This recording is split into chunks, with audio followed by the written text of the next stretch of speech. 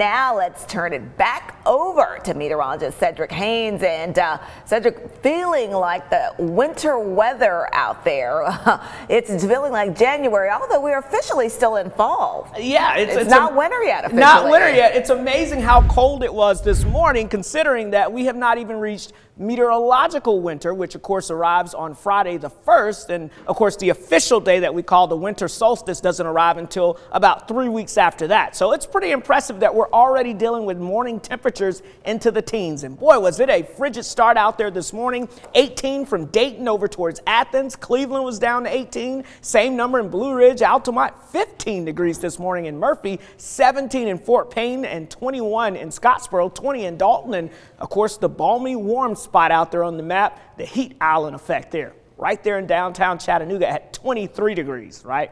But the good news is, while this morning was frigid and definitely one of the coldest mornings we've seen so far this season, and of course we're not officially in winter yet, we have rebounded quite nicely. So currently at the airport, we're sitting at 44 degrees in Chattanooga with all that sunshine, extremely dry air still in place. So keep that in mind. Avoid any outside burning with that very dry air. And of course, we need some moisture to get rid of that dry air. I do see some signs of that, though. And we'll talk more about those rain chances as we get a little closer into this forecast here. But look at these numbers. Again, right now, up to 42 in Murphy, 41 in Blue Ridge and Athens. We're up to 43 in Dayton, 45 in Scottsboro, and 45 degrees in Fort Payne, 43 degrees currently in Lafayette and Dalton. So let's kind of show you the current weather map, because things are all quiet here in the Tennessee Valley. We've got all that sunshine showing up across the area.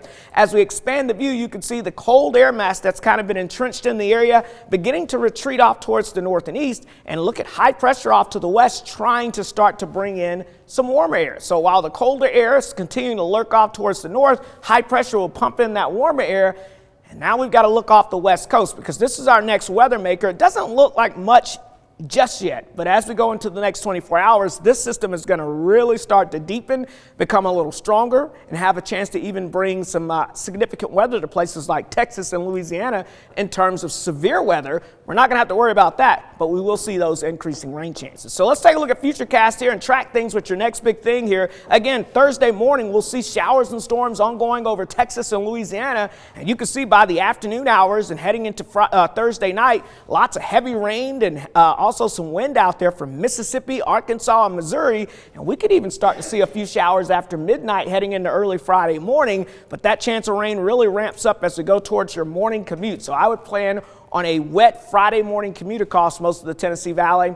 It starts to taper off as we go into the afternoon. Then this boundary is just going to kind of hang out across the south. And that means that we could see another wave of 2 of rainfall building in. The timing on this is still very tricky. Every different run of the computer models and the data is putting different times on this. So basically, I would expect the chance of rain on Saturday, and also a chance of rain as we get into Sunday, but I don't think it's going to be a complete washout for your weekend. Just know that we are going to see probably a couple of more rounds of rain at some point in time during the weekend.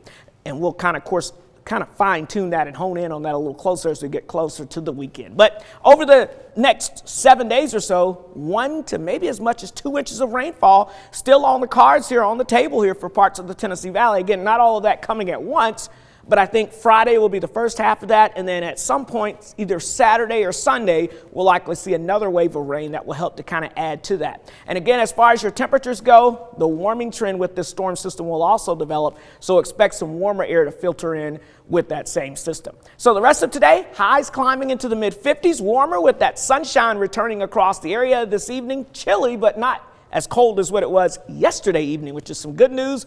But we do go below freezing as we go throughout the overnight hours, Latrice. And your Storm Alert 7-day forecast, again, enjoy the next few days as we get that warming trend.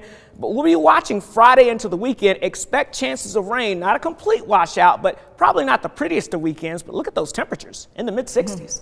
Okay, thank you so much there, Cedric.